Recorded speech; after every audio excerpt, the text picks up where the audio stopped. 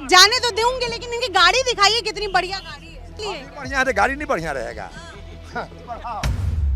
बिहार में चुनाव हो और बाहुबलियों की बात ना हो, ऐसा हो ही नहीं सकता है। और मौजूदा वक्त में बिहार में बाहुबलियों के बाहुबली हैं मोकामा के छोटे सरकार अनंत सिंह, जिन्होंने चुनावी मैदान में उतरते ही सूरजभान सिंह को ललकार दिया है। सूरजभान सिंह इस इलाके से लड़ेंगे चुनाव? कोई नया पहलवान नहीं आए। जी हां, इस बिहार चुनाव में मोकामा के अंदर अनंत सिंह वर्सेस सूरजभान सिंह होने वाला है।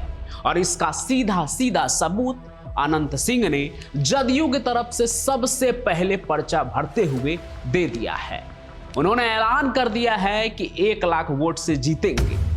कह रहे हैं कि कोई रहेगा हम 1 लाख से जीतेंगे। आगे जब बातचीत में पत्रकार ने सूरजभान सिंह की बात कह दी तो उन्होंने ये भी कह दिया, भाई लड़ा था उसका, कितना वोट पाया? सिर्फ 14,000। अगर पहले भाई लड़ा था तो 14,000 लाया था। अनंत सिंह ने तो यह भी कह दिया मोकामा का मतलब छोटे सरकार है।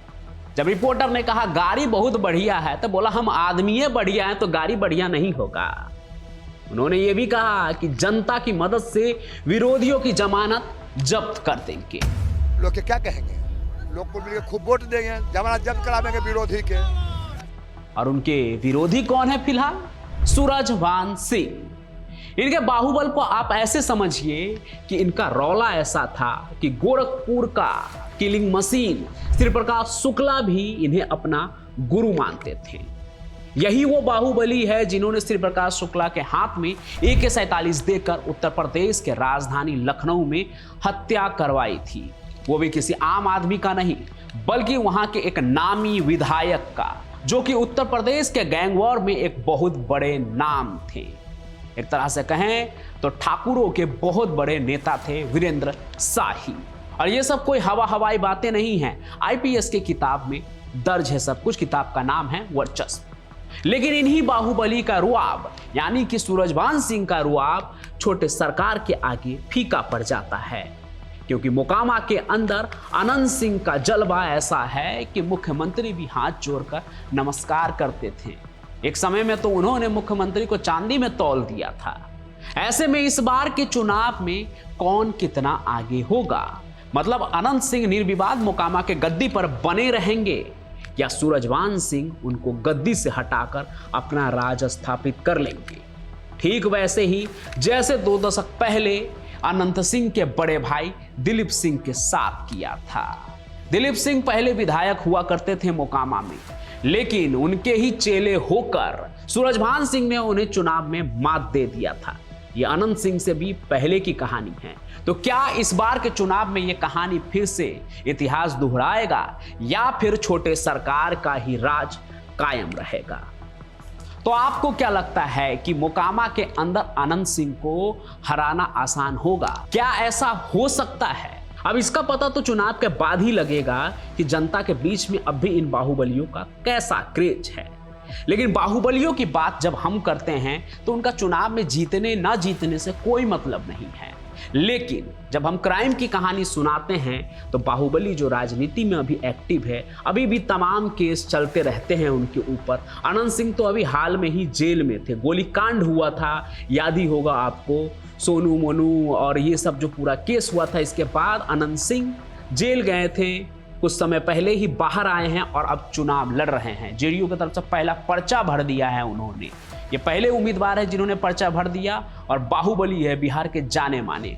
उनकी बातें आज के दौर में ट्रेंड बन जाती है, वो जब कुछ कहते हैं। आज के इंटरव्यू में भी जब रिपोर्टर ने सवाल पूछा तो उन्होंने सीधे 1 शब्दों में जवाब दिया, 1 लाख। तो इस तरह का रौला है अनंत सिंह का। तो ऐसे में कौन जीतेगा, जनता किसे चुनेगी, ये तो आने वाले समय में पता लग जाएगा। 1 महीने की बात है। लेकिन दम किसमें कितना है, कौन किससे कितना आगे है, ये कहानी तो काफी पुरानी है।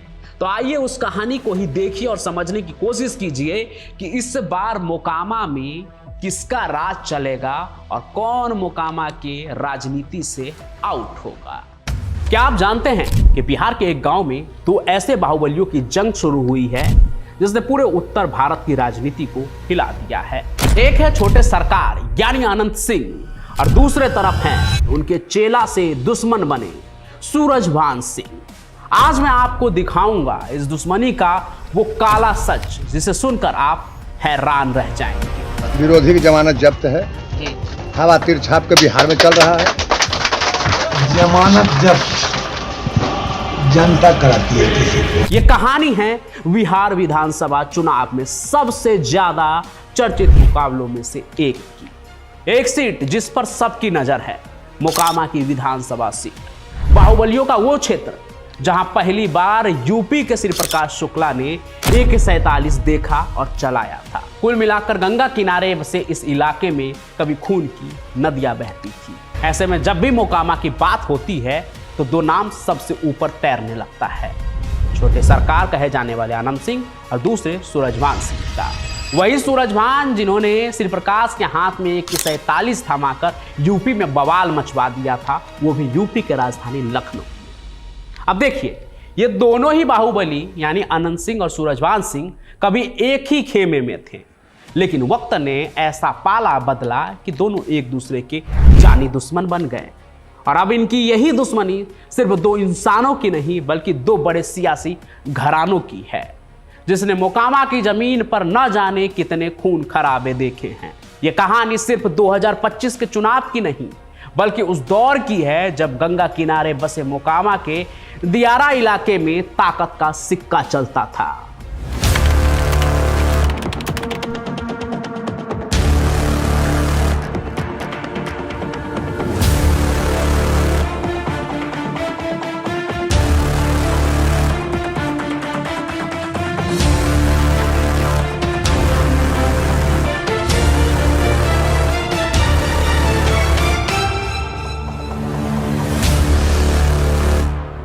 इस पूरी कहानी की शुरुआत होती है दिलीप सिंह से, जो आनंद सिंह के बड़े भाई थे।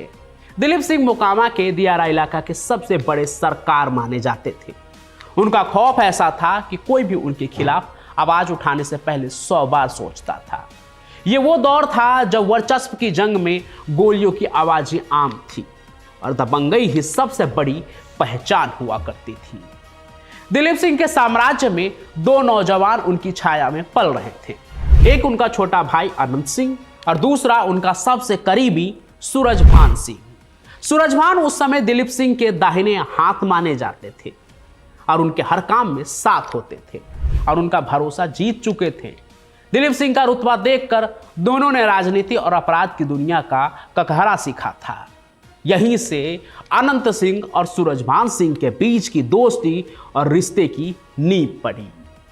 आगे जब दिलीप सिंह का निधन हो गया तो उनकी विरासत को अनंत सिंह ने संभाला और अनंत सिंह ने न सिर्फ अपने भाई का साम्राज्य संभाला बल्कि एक अलग पहचान भी बनाई। उनके बोलने का लहजा, उनका रौब और उनका छोटे सरकार का टाइटल सब कुछ उन्हें बाकियों से अलग करता था। फिर उन्होंने अपने बाहुबल को राजनीति में भुनाया। इधर मोकामा में लोग उनकी दबंगई के साथ साथ उनके सीधे साधे अंदाज को भी पसंद करते थे। लोग उन्हें अपने इलाके में गरीबों का मसीहा और दबंगों का दुश्मन मानते हैं।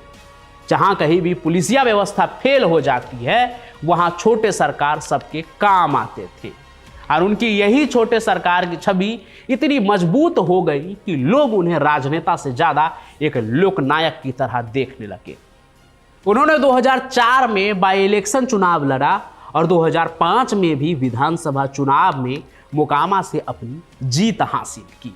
उनकी जीत ने यह साबित कर दिया कि मोकामा के लोग उनके बाहुबल के साथ है, उनकी ताकत बनकर। खैर ये तो बात हुई इनकी यानी छोटे सरकार की, लेकिन यहाँ तक पहुँचने के बीच उनकी टक्कर जो है सूरजभान सिंह से भी हुआ और वही उनका उदय भी हुआ। कैसे, वो अब आप आगे सुनिए। तो देखिए, जब आनंद सिंह मोकामा के छोटे सरकार बन रहे थे, सूरजभान सिंह उनके साथ ही थे। लेकिन कहते हैं ना, एक मयान में दो तलवारें नहीं रह सकती है। कुछ ऐसा ही इधर भी हुआ। सूरजभान सिंह महत्वाकांक्षी थे और वह भी अपनी एक अलग पहचान बनाना चाहते थे। धीरे धीरे दोनों के बीच वर्चस्व की जंग शुरू हो गई। ये जंग सिर्फ राजनीतिक नहीं थी बल्कि ये दियारे की जमीन और व्यापार पर कब्जे की भी लड़ाई थी। फिर सूरजभान सिंह ने अपनी एक अलग फौज खड़ी कर ली थी। उनके पास भी दबदबा था और वो भी पीछे हटने को तैयार नहीं थे। सूरजभान सिंह ने अपने बाहुबल को सियासत में आजमाया और अपने गुरु दिलीप सिंह को ही जीवित रहते ही साल 2000 में विधानसभा चुनाव में हरा दिया। लेकिन सूरजभान सिंह की ये छलांग यहीं तक नहीं रुकी।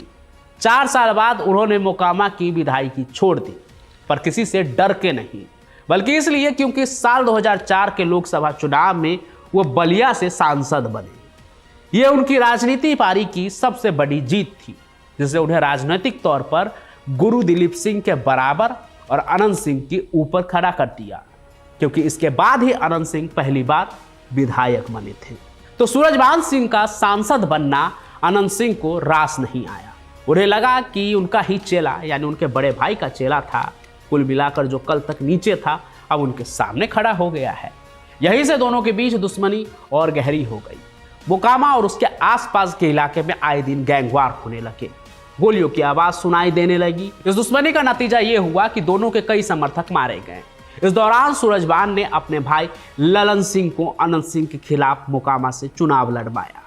मोकामा के लोग इस लड़ाई को देखकर हैरान थे। एक तरफ उनका चहेता छोटे सरकार था, दूसरी तरफ उनका ही कभी करीबी रहा सूरजभान। इस लड़ाई ने मोकामा की राजनीति को हमेशा के लिए बदल दिया। लोग गुटों में बंट गए थे। अनंत सिंह के समर्थक उन्हें सरकार कहकर पुकारते थे, जबकि सूरजभान सिंह के लोग उन्हें अपना नेता मानते थे और आज भी दद्दा कहते हैं, दा कहते हैं। लेकिन अगर बात करें कि कौन कितना बड़ा बाहुबली था, तो इस सवाल का जवाब देना आसान नहीं है, क्योंकि दोनों का अपना अपना दबदबा है। अब सूरजभान सिंह भले ही एमपी हो गए थे, लेकिन अनंत सिंह की भी पहचान सिर्फ मोकामा तक सीमित नहीं थी, वो भी पूरे बिहार की राजनीति में एक चर्चित चेहरा है। उनका दबदबा दियारा क्षेत्र में सबसे ज्यादा है। रॉबिन हुड की छवि है उनकी। लेकिन अगर गिरोह के स्तर पर बात करें तो शायद आपको सूरजभान सिंह का पलड़ा ज्यादा भारी लगने लगेगा।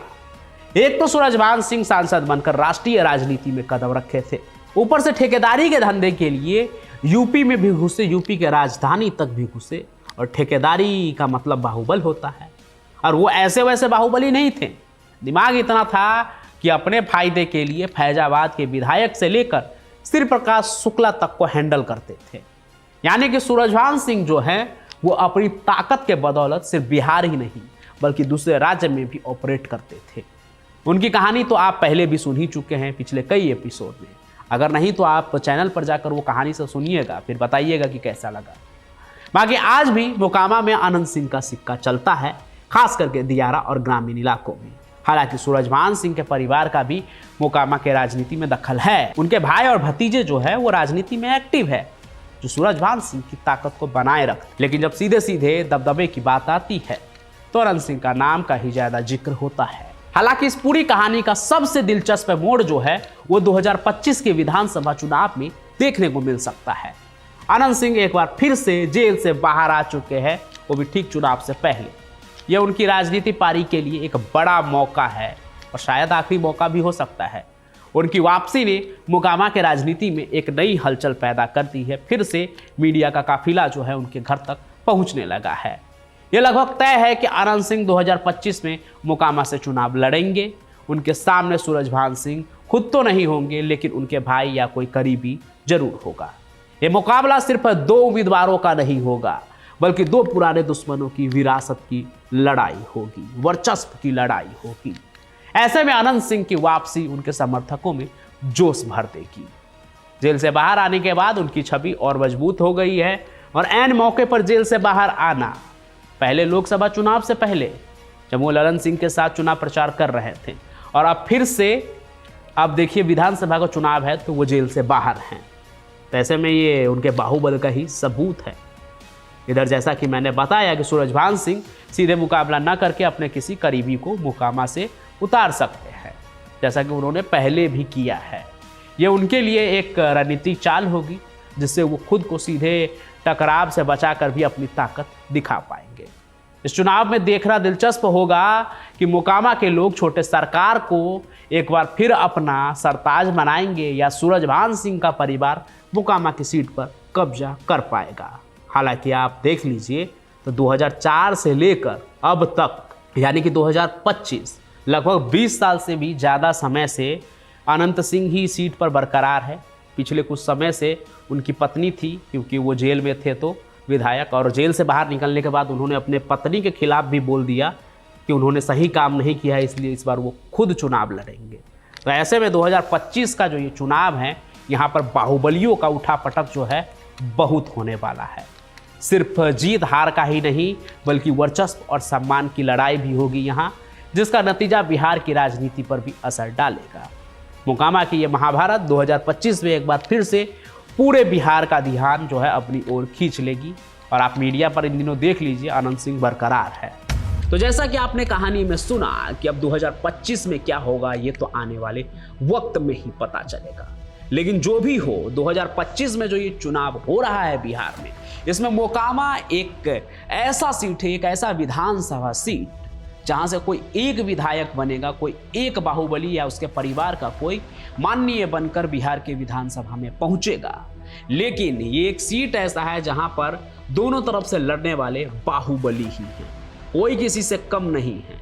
एक का वर्चस्व तो यूपी में गोरखपुर तक, लखनऊ तक रहा, और दूसरे अनंत सिंह सिर्फ मोकामा तक ही रहे, लेकिन उनका प्रभाव ऐसा है कि वो सरकार बदलने की ताकत रखते थे। लेकिन इस बार क्या होता है ये तो आने वाले वक्त में ही पता चलेगा। लेकिन आपको क्या लगता है मोकामा में क्या होगा? इन दोनों बाहुबलियों में से कौन आगे रहेगा? जो भी आप सोचते हैं कमेंट में जल्द से जल्द लिखिए। हम फिर मिलेंगे अगले किसी कहानी में। तब तक मैं पंचम प्रकाश आप सभी से अलविदा लेता हूं। जय हिंद, जय भारत, जय बिहार।